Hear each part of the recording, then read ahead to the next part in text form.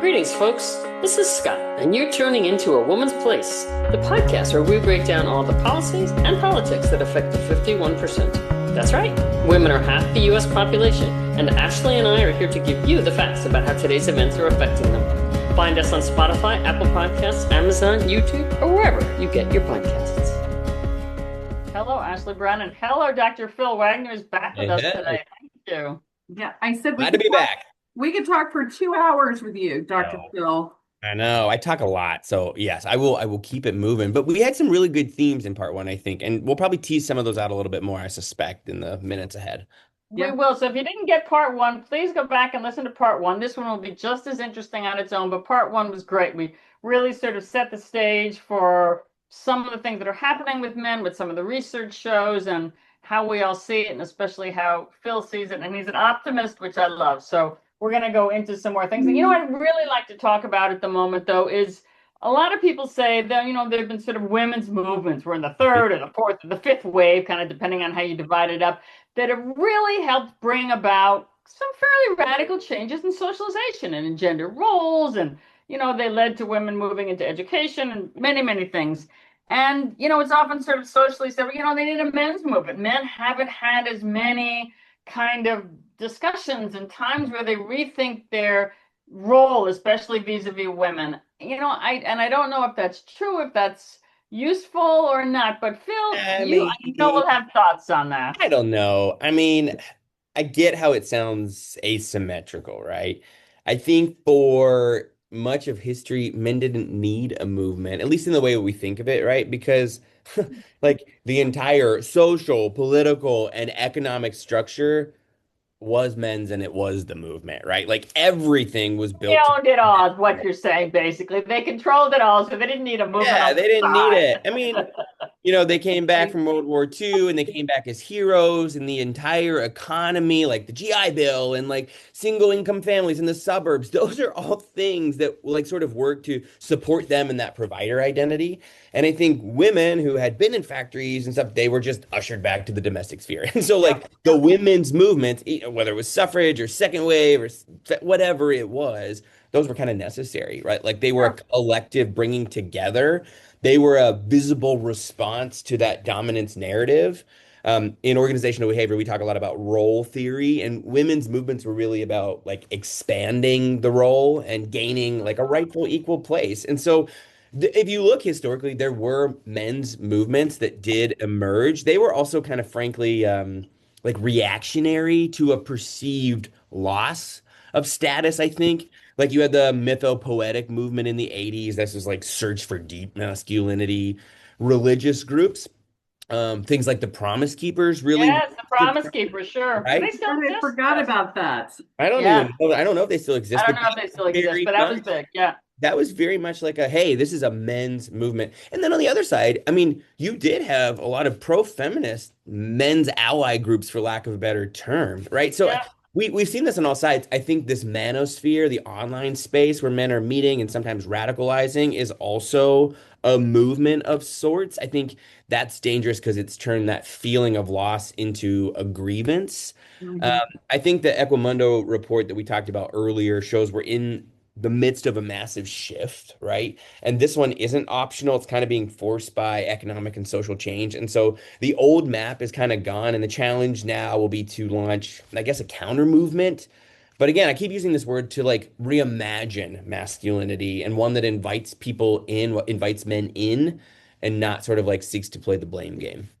Yeah, I guess what I think of is partly, when I think about how the role of women has changed, for better or worse, in 50 years, men and women are delinked from marriage. They are no longer dependent on marriage for their economic future. Women will have children and do on their own. So the whole dependency relationship of marriage that held it together has basically, in the West, of course, I'm not talking about everywhere, has evaporated for most people. So what is holding that together? And so now you do see a fundamental shift in roles, and you do see that men can no longer count on that dependence of women and that role as being a provider if it's not needed as much by women. And the fact that many men very understandably want children, And now the notion that that just comes with being a provider for a woman, children will appear and it happens, that kind of compact has shifted a lot. So I guess when I think of a men's movement, you're right, movements have just been whatever men did. But I guess in terms of thinking, what does that new role look like that's going to work?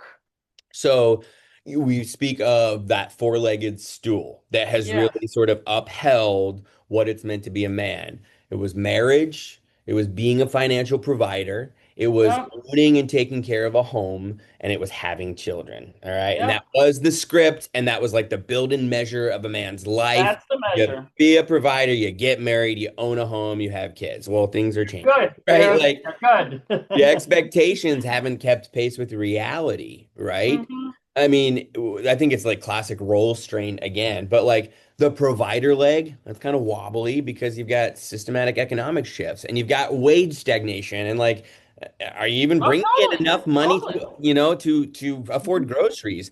No Uh, one person is a provider for a very few single right?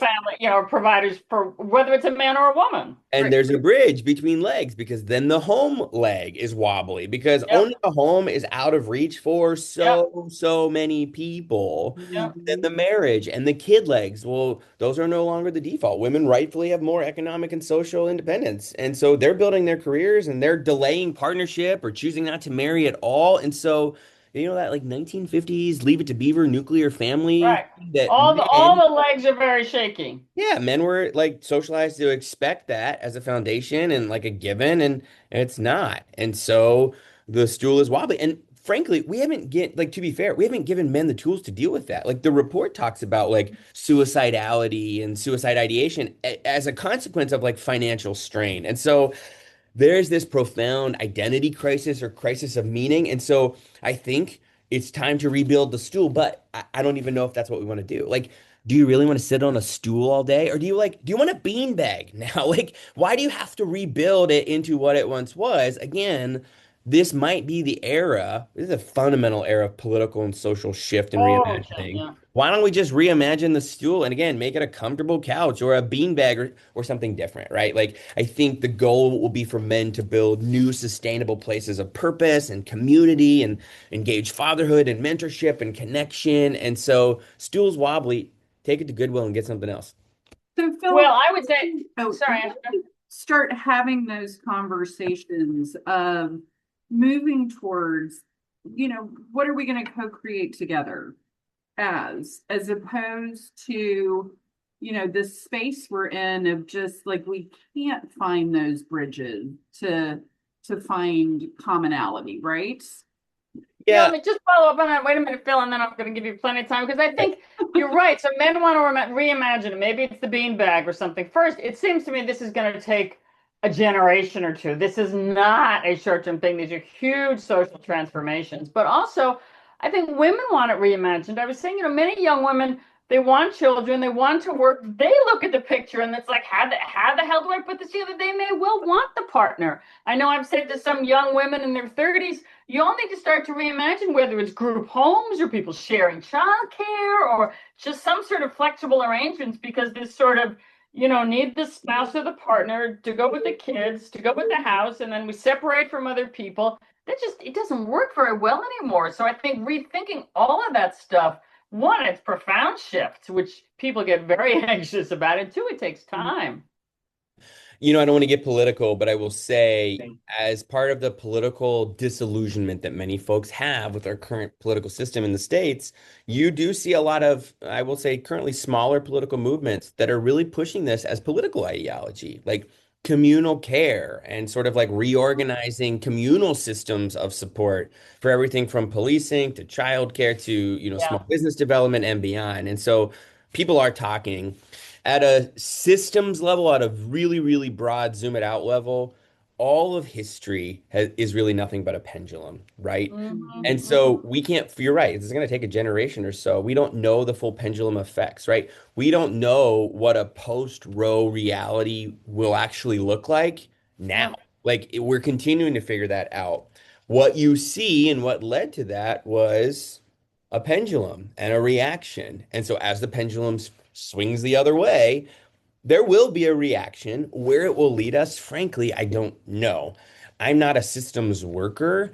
I'm a micro level worker. And so I think at an individual level, my life's calling is to get people curious and in conversation because that is the recipe for building community. We talked earlier in part one about fear. That's how we kicked off this episode, right? The opposite of the opposite of fear is not bravery. The opposite of fear is curiosity, I think. And I think if you can get people to be curious and say, well, like, what would it look like to reimagine? Or to be curious enough to like open up conversations with people who aren't like them and to speak across divide, that curiosity rehumanizes us. When we're rehumanized and we're in community, we then can start to collectively imagine and build things together. And Ashley, to your point, I think that sounds like a cop out. It sounds too dreamy to be a reality. But I do think it's going to be the small individual choices that drive us towards conversation, towards community, towards connection that will ultimately allow a space for vulnerability, that will ultimately allow a space for reimagining, that will ultimately help us figure out what this reactionary response looks like. And I, for one, hope the reaction is quieter than it has been. I would like to see a peaceful reaction where we're like, aren't we sick of this? I almost swore and then I forgot we can't. Aren't we sick of this BS? Can't, and I'm not a Yeah. kumbaya guy. This is not like, let's just all hold hands and get along. No, like, I want to be very clear, but like, I do think this sort of try gentler approach is something we're all yearning for, but it's going to require we make some concessions with each other, get vulnerable with each other, roll up our sleeves, and actually do the work. I don't know. And a great deal of empathy that we're all in this together. And especially we talked in part one about the economic changes in AI and how that's literally just going to wipe out everything we've known. And we're in this together, and I wish people would see that. But I want to get to another thing that we've talked about a little bit, and that's sort of, mental health and rebuilding. It's related to community. And I think earlier we said something about some of the seeds of, I don't want to call it the mental health crisis, but mental health issues. Yeah. They're there in our environment for men and women, and yet often how we reacted is different. Maybe often it's the same, but certainly something like successful suicides for men is always numerous times more than it is for women. I think there's a lot of different reactions. I know you've thought a lot about this one, Phil. Yeah, I don't want to feed a fed horse, as they say, but No. I'm going to sound like, I'm going to say the same thing again. I think it's exactly a build off of what we just talked about. I think the crisis that you're speaking of related to mental health is one that goes back to one thing, and that is disconnection, right? I don't think it's a crisis of disorder. I think it's a crisis of disconnection because you've got people. I mean, the Equimundo report talks about this, doesn't it? Was it there? Some research that says like over half of men would say like no one really knows me, right? Oh Like yeah, that shows up in a lot of surveys where no one right? really Like knows me. I can't really. And you know what? Sorry for interrupting, but I always thought that statistically, many men felt that it was their wife. If they were married traditional, their wife was their main social connection. And now, as some of that is breaking down, yeah. they don't have these social connections. Sorry. But it's not just like loneliness. Like that loneliness is also a loss of belonging, right? And so people don't feel like they belong. And so I think for like this masculine script, it's pretty profound in a space that has long demanded like stoicism and silence and self-reliance. We've conditioned men to think that like vulnerability is weak and maybe even dangerous. And so Well, men and don't. empathy. Yeah. I Empathy mean, as all well. of those could be weaknesses, right? Well, in a battle of survival of the fittest, I don't want to put my vulnerabilities on display. That's not for my, so I Well, swallow no, them. I no. retreat inward or I retreat online where I can do it safely on my own terms. And so I think, from a social identity perspective, we all have this fundamental need to belong. But the common script has been to say to men, like, well, don't ask for help and don't be a burden. So when men feel pain or heavy emotions, their core programming invites them to kind of pull away when they need Yeah, to be exactly. Pull leaning back. in. And so I think it really is an issue of connection. So how are we going to, let's talk a little bit about prospective solutions. We've said this is a multi-generational thing. And I also do want to say that the Equimundo report that we keep referencing is going to be in the show notes so people can look it up. It's publicly available. There's a lot of interesting work. But how do we get models for this? I mean, how do we try to get more people open to the sense of community? And I'm really curious as to what some of the solutions are. And admittedly, it's a long-term process, but what kinds of things are we seeing or hearing about?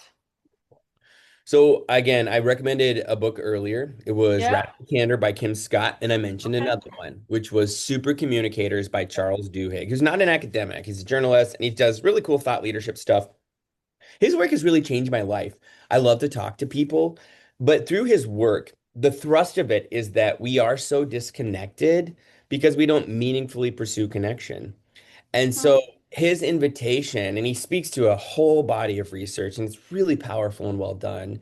But the thrust of it is to get curious and to listen in context where you're having conversation to what that other person needs out of that conversation and make it a more equitable effort. And he alludes to the work of psychologist Nicholas Epley. He's a professor at the University of Chicago, and his life work drives him to when he takes the train into work every day, he commits to striking up a conversation with two random strangers.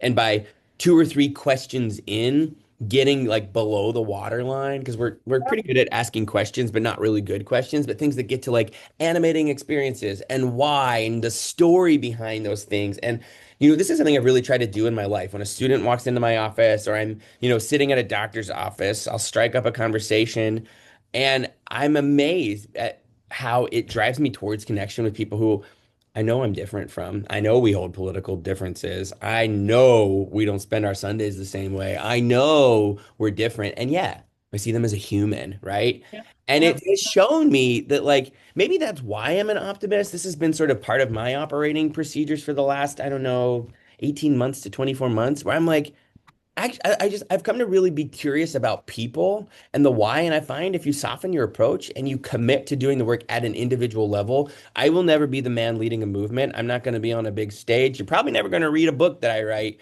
I think my goal is in day-to-day conversation to facilitate sites of connection, and that's how we'll turn the tide. And so if the other solution I offered earlier was too dreamy and systematic, this one might be too inconsequential to many people, but I've seen how it drives change. I've seen how it drives connection. And so getting curious and fostering, I mean, how lonely are we? You stand in line at Target and what is everybody doing? Absolutely. This. Absolutely. Yep. And I'm fighting my kids on that. They're scrolling their phones. Everybody's neck is like popped out because they're constantly doing this. When's the last time you had a conversation with someone? Yep. Yep. Engage men to go do that, to have conversations, engage people you've never met before. And all of a sudden, I think we turn tides slowly. Yeah. No, I agree, and I'm an optimist, and I completely agree with that approach. It's a one-on-one. I often say to people, again, we talk about the political divides, is our remote life has just exacerbated this inability, or I wouldn't say inability, but the opportunities for us to get in contact with people that we don't necessarily seek out, that aren't part of our friend group. I just know personally, I know so many people when they went to an office. More traditionally, I know, Phil, you work in a real life space, but many people don't. They don't brush shoulders. They don't know the guy who's down the hall who might be different, but you see the photos of their kids and you chat about what you're doing for holidays and all that kind of stuff that creates those soft connections. And again, we don't have to be best personal friends, but we don't dehumanize people. What's happened now is we don't see each other as humans with similar life goals. We're all going to the same place here, not very long. I agree. I agree And with you. I agree It with you. takes And a dark turn, Scott. I know, right? We're Very all good. careening no, towards I mean, there's a famous Ram Dass quote, we're all walking each other home. And I frequently say that to people when I am very open to people who are on the other side of the political spectrum or whatever. It's like, you know what? They've had a different life journey. I don't know how they came to the decisions they did. I should be curious about that. But we're going to the same place, and it's not very far from now. yeah. So, let's see if we can walk at least side by side. Can I expand on this a little bit more? Because I think there's something here.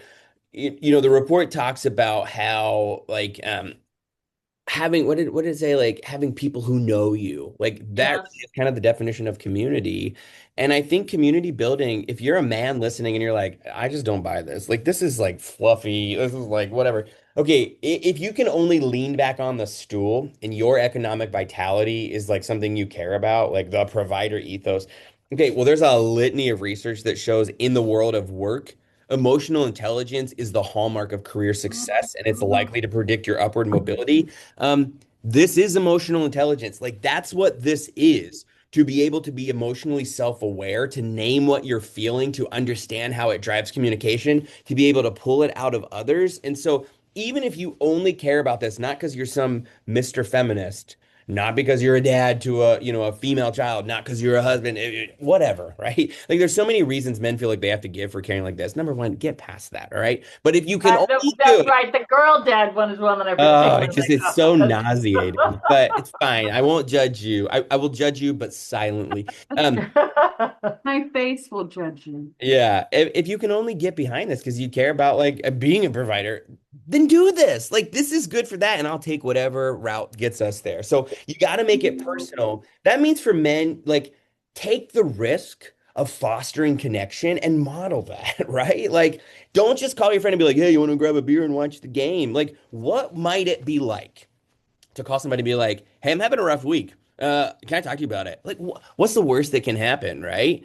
If you're a father, can you talk to your son about more than success or more than a career or more than sports? Like, I've got a 10-year-old boy. Like, we talk about feelings. Can we talk about fears, right? Like, just have the conversation. So, again, at the very, very small level. And then I think at the macro level, that small change is going to drive macro level changes, right? And that's where that report I think that we mentioned earlier is so smart. Like we need policies that are going to structurally support men in new roles as caregivers. Paid paternal leave is a great example, Yeah, right? Like for sure. fathers who take leave are much more bonded to and involved in their kids' lives years later. It wires them for care. And so the small stuff matters, but so too does the structural stuff because they reinforce each other. So that reimagining, it's not a pipe dream, it's not a hope and a wish. It takes small level intentionality and big level macro shift. And then those will sustain a new system as we move forward. That's my thought. Yeah. Well, So just on that, oh, sorry, Scott. I was just going to say it reinforces and then it normalizes. I And think then it so. becomes you're not the odd one out because you chose to take paternity leave. You're, it's normal and celebrated. And like, yes, you're going to spend time with your newborn to have that moment. So, Yeah, absolutely. but statistically, men still take less, even if it's available to them. And of course, so many men don't even have such a thing as paternity leave. They're not in that kind of work anymore. But even when they do, they take less. But I'm going to just put one other topic on the Sure. table before we run out of time, and that's Richard Reeves's work because it's got a lot of publicity of Boys to Men. He's written about it, and I know one of the things he talks a lot about. He really feels that the education system is failing boys, and I must say I have very mixed feelings about it because I sort of see the education system interwoven with socialization of boys and men. But I'm just curious, Phil, if you have any particular take on some of Yeah. that work. Yeah, I'm familiar.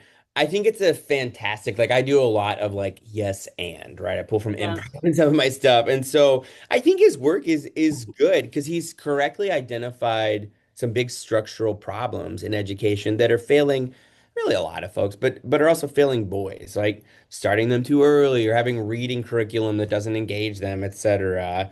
I would also say you're absolutely right. Fixing the structure of education is only half the battle because there's a cultural element of education and a cultural element of socialization that I think needs to be addressed too. So I think I don't know what I think in like well-formed words, Scott. I think like you can pave the perfect superhighway for boys and like fix education, but if the man box still exists or the socialization is still teaching them that the only destination that they can get to on that highway is like the provider or that stopping Yeah, to ask for yeah, directions is weak, right? They're still going to end yeah. up lost. They're going to crash out anyway. So you have to do both.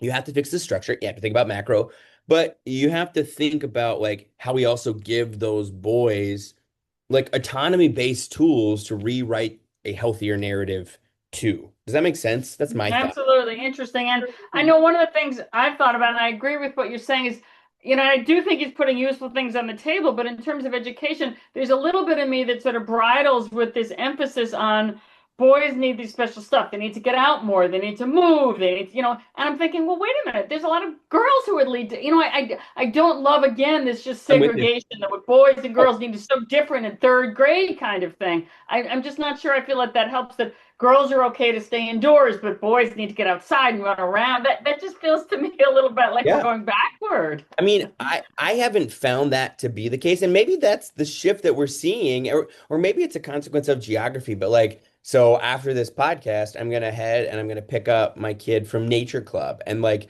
that is an outdoors based activity and it's certainly not segregated. Like there are many girls in that club. Yes. And I think my kid's school, which is, frankly, one of the reasons I moved to where I moved, right? Is I saw an educational space that was like healthy. I'm with you. Like I think there are some structural inequities in education. By the way, like we also see that in higher education, right? Like levels of enrollment for men, rates of depression and mental health unsatisfactory outcomes for college age men, they do differ. There is some structural stuff there. The key is not to go old school, like segregate the boys and the girls. This is what boys need. This is what girls need. Girls get the kitchen corner and boys go Yeah, outside in the woods kind of yeah. thing. That's the And don't part. get me with like the whole like, because that gets very close to like the boys will be boys ethos. And again, Exactly. we're coming full circle here. But That's yeah. a whole new Goodness. podcast, Phil. Like we'll have a different All topic right. on the boys, they're just boys being boys and Ugh. locker room talk. No. We are going to include links to these books that you mentioned Yeah, in the please show do. notes, as well as the Equimunda report. I've got them accurately. Phil, we cannot thank you enough for all. It's always a pleasure talking to you. I know you want to pick up your kids at Nature Club, and we're really appreciative. Thank you for all the good work you do. Thanks for having me. This has been a great conversation, and I look forward to Absolutely. more to come. More Well, to come. and our takeaway is going to be let's start having those small conversations. 'Cause Oh, we'll start- Absolutely. I, Have those I, listen, conversations. I challenge you to do it. If Yep. you do it, and in the next 2 years you think it's been a waste of time and hasn't led to anything productive, you find me and I'll buy you a beer. Like I promise you, it's gonna do something for you. I might make you buy me a beer I anyway. would gladly Yeah, buy you a exactly. beer. What if You we do got it. it? We'll want the beer together. Thank you you. all. Thanks. Take care. See you Bye-bye. next time.